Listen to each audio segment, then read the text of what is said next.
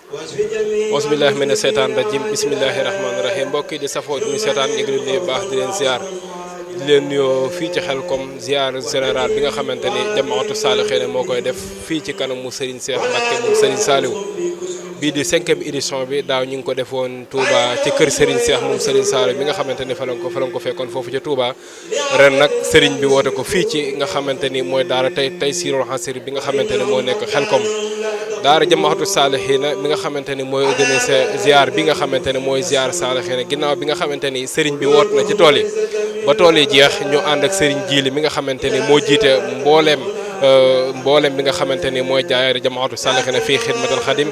ak mboolem jëwriñ ñi nga xamante ni moom la ko àndal ñëw fii nag tey ci nga xamante ni mooy daara Taysiroul Assir fii ci Xelcom fekk si fii Serigne Cheikh Mbacké moom Serigne Saliou gën a yeesal seen ak jaayante ci ñoom gën a yeesal seen ab ziar ci ñoom incha allah rabbi mbokk yi di safoo di topp seen leader Mawahibou TV ànd ak Madina TV ci liggéey bu am solo bi